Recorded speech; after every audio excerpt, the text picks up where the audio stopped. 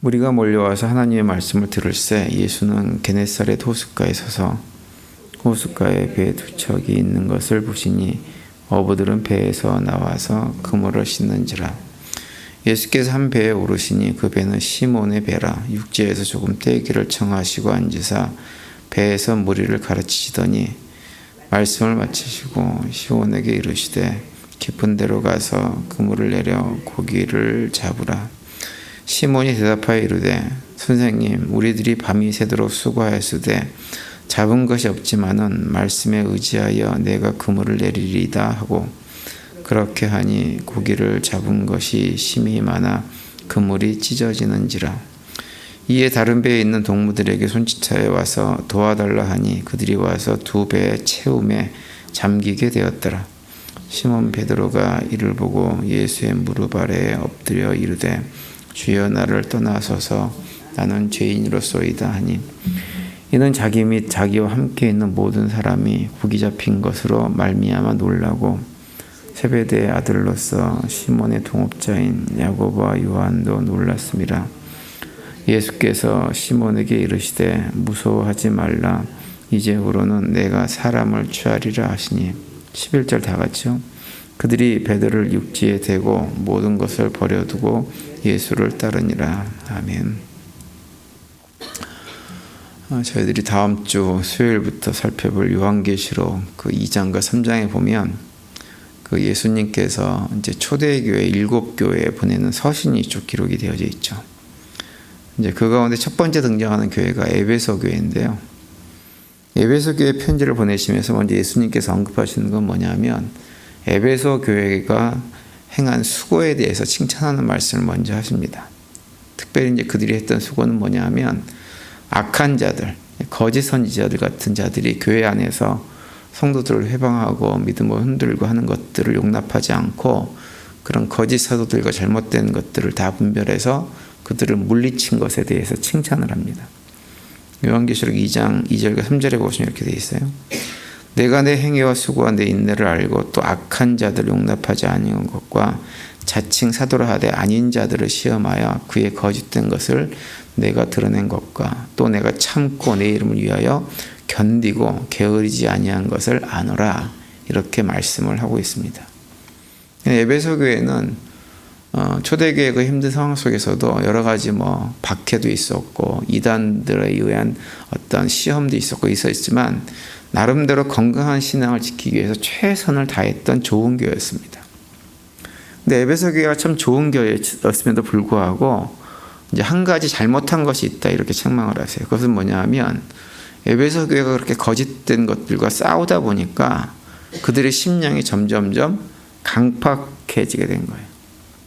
그리고 또 한 가지는 심령만 강팍해진 것이 아니라 이제 그런 싸움에서 자꾸 이기다 보니까 어느 순간부터 자신들이 행한 것에 대한 마음의 교만도 찾아왔습니다. 그런 상태를 예수님께서 뭐라고 책망을 하시냐면 너희들이 처음 사랑을 잃어버렸다, 이렇게 말씀하세요. 요한계시록 2장 4절에 보시면 그러나 너를 책망할 것이 있나니 너의 처음 사랑을 버렸노라, 이렇게 말씀을 하고 있습니다. 저희들은 다 누구나 다 첫사랑의 기억이 있죠.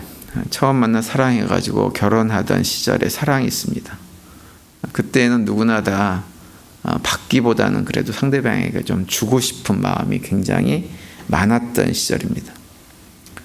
그런데 이제 그렇게 해서 결혼을 했는데 결혼 생활을 하다 보면 삶이 힘들고 어렵고 여러 가지 문제도 일어나고 그러다 보니까는 어떤 일이 많이 벌어지냐면 처음 이 사람을 만났을 때, 내 짝을 만났을 때 가졌던 그 첫사랑의 기억을 자꾸 잊어버리는 경우가 있어요. 그리고 이제 상대방에게 주는 것보다는 받을 것을 계속 생각을 하고 상대방이 나에게 준 것보다는 내가 상대방에게 해준 것을 자꾸 계산하게 되죠. 본전 생각을 자꾸 하는 거예요. 우리의 믿음도 마찬가지입니다. 믿음 생활도 보면 많이 그렇게 됩니다. 처음에 우리가 예수를 믿을 때 가졌던 다짐들이 있습니다. 예수님께서 나로 하여금 내가 죄인임을 깨닫게 하고 그런 나 같은 죄인 1만 달란트 빚을 탕감시켜준 하나님의 은혜를 기억하면서 나도 이제 하나님께서 나에게 그렇게 해주셨던 것처럼 나도 그렇게 용서하고 사랑하며 그렇게 살아야 되겠다라고 결단했던 그런 때가 있어요. 다 있으시죠? 예, 다 있을 거예요. 그런데 이제 신앙생활이 점점 익숙해지고 신앙 연륜이 쌓이다 보면 어떤 일이 벌어지냐면 그걸 잃어버립니다. 점차 신앙이 형식화되어져요.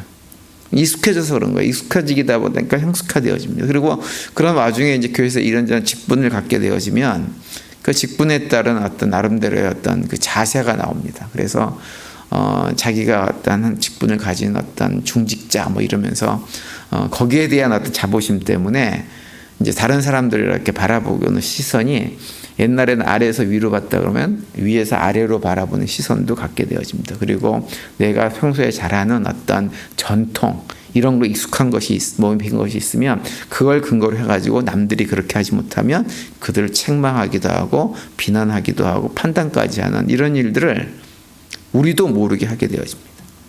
그러다 보면 용서하고 사랑하겠다고 처음 마음을 먹었던 그 사랑은 다 마음은 사라져버리고 오히려 다른 사람을 용납하지 못해서 쉽게 분노하고 분노를 내고 이런 일들은 많이 보여지게 되어집니다. 그러면서도 내가 그동안에 수고한 것이 있으니까 하나님께서 나에게 이러이러한 것들을 해주시겠지 받을 것을 계수하는 거예요. 이제 오늘 우리가 이거 본문에 보시면 무엇을 우리에게 말씀해주고 있냐면 우리로 하여금 우리가 받은 처음 사랑을 다시 한번 기억하게 해주는 것이 오늘 본문의 말씀입니다. 오늘 본문 말씀이 이제 지난 주일날 그 말씀드린 내용하고 비슷한 내용이죠. 예수님께서 처음 제자였던 베드로, 안드레 그리고 요한과 야고보를 만나서 그들을 제자로 부르는 장면이에요. 예수님께서 사람들에게 말씀을 가르친 다음에 호숫가에서 그물을 싣고 있던 그 베드로를 만납니다. 그래서 이제 배를 갖다가 다시 타고 조금 물에다 띄어가지고는 거기서 또 말씀을 또 가르치세요. 그런 다음에 제자 베드로에게 뭐라고 명령하시냐면 배를 타고 깊은 곳으로 가서 거기에 그물을 내리자 이렇게 말씀을 하세요. 5절에 보시면 이제 베드로가 그 얘기를 듣고 이렇게 대답을 합니다. 시몬이 대답하여 이르되 선생님 우리들이 밤이 새도록 수고하였을 때 잡은 것이 없지만은 말씀에 의지하여 내가 그물을 내리리다 하고 이렇게 고백을 하면서 그물을 내립니다. 그랬더니 어떤 일이 벌어졌냐면 엄청난 양의 고기가 잡혔어요. 그러니까 얼마나 고기가 많이 잡혔는지 혼자서 끌어올릴 수가 없어가지고는 주변에 있는 동무들을 다 불러가지고 도와달라고 해서 그 그물을 끌어올리게 되어집니다. 근데 그렇게 엄청난 고기를 잡고 나서 베드로가 예수님에게 놀라운 고백을 합니다. 8절에 보시면 시몬 베드로가 이를 보고 예수의 무릎 아래에 엎드려 이르되 주여 나를 떠나소서 나는 죄인이로소이다 하니 이렇게 기록을 하고 있어요. 갑자기 베드로가 자신이 죄인임을 깨닫게 되고 예수님을 주님이라고 고백하면서 나 같은 것은 주님과 함께 할 수 없는 존재입니다라고 고백하고 있는 거예요.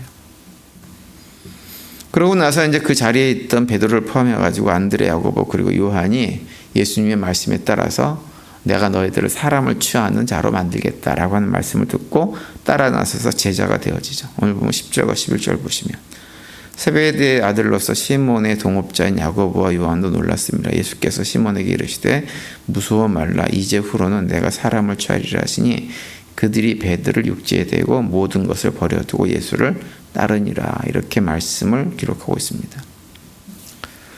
근데 여기서 이제 우리가 한 가지 생각해 볼 것은 뭐냐면 예수님의 그 말씀대로 그물을 내린 후에 물고기를 많이 잡고 나서 베드로가 왜 예수님을 갑자기 주님으로 그리고 자신을 죄인으로 고백을 하면서 예수님 나를 떠나 주십시오라고 고백을 했을까라고 하는 거예요.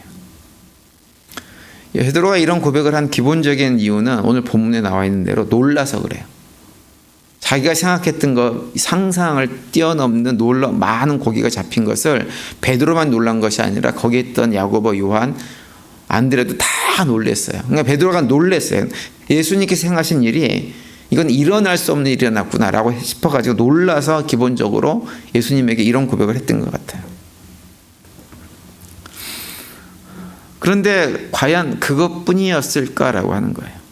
단순히 베드로가 예수님께서 행하신 초자연적인 놀라운 일을 행한 것을 보고 그런 것들을 경험했다고 해서 갑자기 그 마음속의 순간에 자신이 죄인임이 고백되어지고 예수님을 주님이라고 고백하는 자리까지 나갔을까라고 하는 것은 생각은 해봐야 됩니다. 왜냐하면 우리가 예수님의 공생애들을 쭉 복음서를 살펴보면 사실은 예수님의 제자들보다 더한 것을 눈으로 직접 보고 확인한 사람들이 많이 있었지만 그들 모두 베드로와 같은 반응을 보인 것은 아니었기 때문에 그래요. 어떤 사람은 소경이 눈을 뜬 것을 직접 봤고 죽은 자가 살아나고 오병이어의 기적을 경험하고 안진뱅이가 일어나고 하는 것들을 다 본 사람들이 있습니다. 오랫동안 중풍병에 걸린 것을 직접 목도한, 예수님께서 치료하는 것을 직접 목도한 사람들이 있어요. 근데 그런 것들을 직접 목도했음에도 불구하고 예수님을 주님으로 고백하기보다는 오히려 예수님을 거부한 사람들이 많이 있었습니다. 그러면서 예수님에 대해서 이런저런 트집을 잡으면서 예수님을 비난하고 욕하고 결국은 예수님을 잡아 죽일 생각을 하는 사람들이 많이 있었죠. 대표적인 사람들이 누군가요? 바리새인들, 서기관들, 그런 사람들이 그런 일을 했어요. 그들도 예수님 말씀을 들었고 수많은 이적을 경험했지만 예수님을 끝까지 거부했어요. 이제 그렇다고 한다면 베드로는 무엇이 달라서 사실은 물고기를 많이 잡은 것도 대단한 이적이긴 해요. 그런데 가만히 생각해 보면 그럴 수 있는 일이에요. 밤새도록 일을 했는데 고기는 못 잡았지만 어느 순간에 고기들이 갑자기 몰려가지고 그물을 내렸더니 거기서 고기를 잡을 수 있는 상황이 벌어질 수도 있는 거거든요.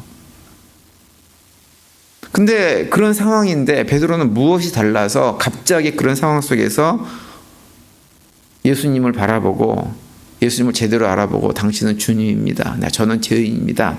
라고 하는 그런 고백을 할 수 있었을까요? 우리가 베드로가 특별히 대단해가지고 갑자기 주님을 그리스도로 알게 되어지고 살아계신 하나님의 아들로 고백되어지고 자신은 죄인이라고 고백한 것, 이런 것이 특별히 베드로가 특별하게 훌륭한 점이 있어서 그런 고백을 하게 된 것이 아니라고 하는 것을 나중에 베드로의 모습을 보면 우리가 쉽게 알 수가 있어요. 베드로라고 하는 사람은 어떤 사람이냐면 우리가 잘 아는 대로 예수님에게 주는 그리스도 살아계신 하나님의 아들이신다라고 하는 놀라운 고백을 한 사람입니다. 근데 이 고백을 하고 나서 베드로가 어떤 태도를 취하냐면 예수님께서 어떤 말씀을 하시냐면 내가 이제 십자가에서 고난받고 죽게 될 것이다라고 하는 순한 얘기를 하세요. 그러자 그 얘기를 듣고 갑자기 베드로가 일어나가지고 예수님 이게 무슨 말씀입니까? 절대로 그런 일이 일어나면 안 됩니다라고 하면서 예수님에게 시비 걸고 따지듯이 대들었던 사람이 바로 베드로예요. 그리고 뿐만 아니라 예수님을 3번이나 부인하고 심지어 저주하면서 부인까지 했던 사람이 베드로입니다. 그러니까 그 당시는 어떤 상황이냐면 제자 베드로가 예수님을 3년 동안 예수님으로부터 훈련을 받고 난 다음의 모습이 그 모양이었어요. 그런 사람이 베드로인데 처음 예수님 만나가지고 예수님께서 물고기를 잡는 기적 같은 일을 갖다가 벌렸다고 해서 그거 하나 봤다고 해가지고 그 마음속에 놀라운 변화를 경험하고 갑자기 예수님을 주님으로 고백하고 저는 죄인입니다 라고 하는 것을 고백하게 되는 것이 베드로 스스로가 그런 생각을 하게 됐다고 볼 수가 없는 일입니다.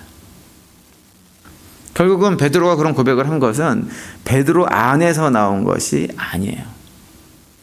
그렇다면 어디서 나온 것일까요? 무엇 때문일까요? 그것은 그 순간에 하나님이 그에게 베풀어 주신 그냥 은혜입니다. 은혜. 하나님의 은혜로 그런 고백을 한 거예요. 그것은 우리가 처음 예수님을 만났을 때도 마찬가지예요. 우리가 처음 예수님을 인격적으로 만났을 때 그 인격적인 만남을 하나님께서 우리에게 주신 것은 우리가 특별하게 무엇인가가 대단해서 훌륭해서 그런 인격적인 만남을 허락하실 만한 자격이 있어서 그런 것들을 허락하신 것이 아니에요. 그냥 하나님께서 은혜로 우리에게 그런 순간을 경험하게 하시고 인격적으로 주님을 만나게 하신 거예요. 왜? 우리를 사랑하셔서.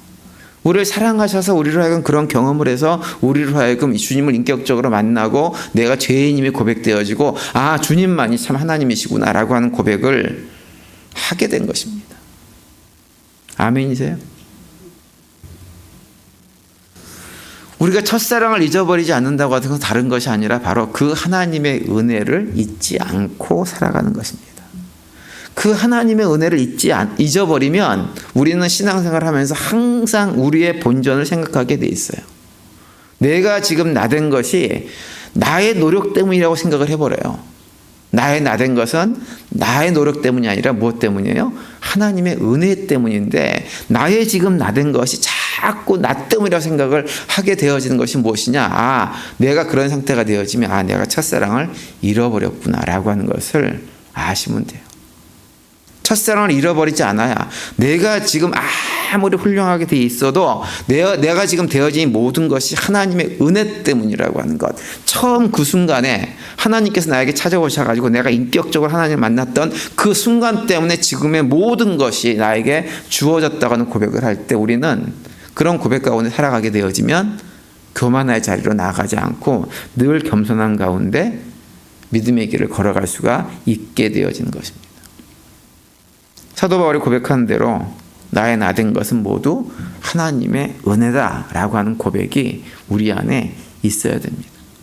오늘 하루 또 지내시면서 그 고백 가운데 겸손함으로 예수 그리스도를 주님으로 고백하고 우리가 구원받은 죄인이라는 사실을 고백하는 가운데 하루의 삶을 살아갈 수 있게 되기를 간절히 바랍니다. 그래서 그 첫사랑의 뜨거움을 간직하며 살아가시는 가운데 오늘도 하나님의 사랑과 은혜 안에 거하시면서 하나님께 주시는 참된 평강들을 누리며 살아가는 우리 모두가 될 수 있게 되기를 간절히 축원을 드립니다.